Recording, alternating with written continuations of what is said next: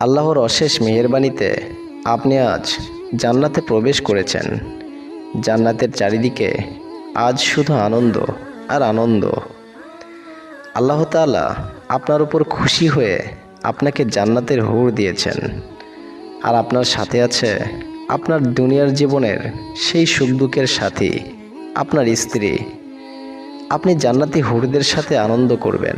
হয়তো ভাবছেন দুনিয়ার সঙ্গী জান্নাতের হুরদের সাথে আনন্দ করলে রাগ করবে, কিন্তু আপনি হয়তো ভুলেই গেছেন এটা দুনিয়া না, আপনি এখন জান্নাতে আছেন।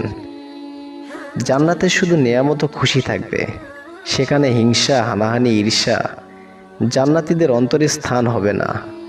আর ডাগর নয়না হরিগণ, তারা তো মহান আল্লাহর পক্ষ থেকে জান্নাতীদেরকে তাদের নিয়ামতের মধ্যে বর্ধিত সম্মান প্রদানের জন্য সৃষ্ট। তাছাড়া আপনাকে আজ 100 জন পুরুষের মতো সহবাসের ক্ষমতা দেওয়া হয়েছে। সুতরাং সেখানে মহিলা বেশি হলে তার প্রভাব অন্যদের উপর পড়বে না। দুনিয়ার বুকে একজন নারী যেভাবে তার সতীন বা স্বামীর কৃতদাসীর উপর ঈর্ষান্বিত হয়, মন খারাপের মতো ঘটনা ঘটে, কিন্তু জান্নাতে সেটা থাকবে না। কারণ আল্লাহ তাআলা পবিত্র কোরআনে বলেছেন, আর আমি তাদের অন্তর থেকে ঈর্ষা দূর করব।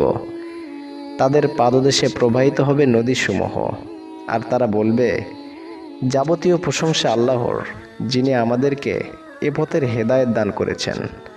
আল্লাহ আমাদেরকে হেদায়েত না করলে আমরা হেদায়েত পেতাম না। অবশ্যই আমাদের রবের রসুলগণ সত্য নিয়ে এসেছিলেন, আর তাদেরকে স্বাগতম করে বলা হবে, তোমরা যা করতে তার জন্যই তোমাদেরকে জান্নাতের ওয়ারিশ করা হয়েছে। সূরা আল আরাফ। যায়েদ ইবনে আরকাম রাদিয়াল্লাহু আনহু থেকে বর্ণিত, তিনি বলেন, রাসূলুল্লাহ সাল্লাল্লাহু আলাইহি সাল্লাম আমাকে বলেছেন, জান্নাতে একজন লোককে 100 লোকের খাওয়া, পানীয় প্রভৃতির চাহিদা ও সহবাসের ক্ষমতা দেওয়া হবে। তখন এক ইহুদি বলে বসল, যে বেশি খায় ও পান করে তাকে বেশি পেশাব পায়খানার বেগ নিতে হবে। তখন রাসূল সাল্লাল্লাহু আলাইহি সাল্লাম তাকে বললেন, তাদের প্রয়োজনীয় বেগ তো শুধু এইটুকুই হবে যে তাদের চামড়ার উপর একটু ঘাম দেখা দেবে, যাতে তাদের পেটের অভ্যন্তরের সব কিছু হজম হয়ে যাবে। অর্থাৎ তার পেটে যা খাবার ঢুকেছে তাতেই তা হজম হয়ে যাবে। আল্লাহ তাআলা বলেন, তবে কি তারা জাহিলিয়াতের বিধিবিধান কামনা করে? আর দৃঢ় বিশ্বাসী সম্প্রদায়ের জন্য বিধিবিধান প্রদানে আল্লাহর চেয়ে আর কে শ্রেষ্ঠতর? সূরা আল মায়েদা। অনুরূপভাবে আনাস রাদিয়াল্লাহু আনহু থেকে বর্ণিত, তিনি বলেন, রাসূলুল্লাহ সাল্লাল্লাহু আলাইহি সাল্লাম আমাকে বলেছেন, জান্নাতে একজন মুমিনকে সহবাসের এমন এমন শক্তি দেওয়া হবে। বলা হলো, ইয়া রাসূলুল্লাহ, সে কি তাতে সক্ষম হবে? তখন রাসূল বললেন, তাকে 100 ব্যক্তির ক্ষমতা দেওয়া হবে।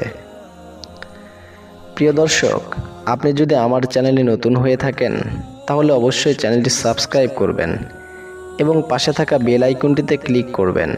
দেখা হবে পরবর্তীতে কোনো নতুন ইসলামিক ভিডিও নিয়ে।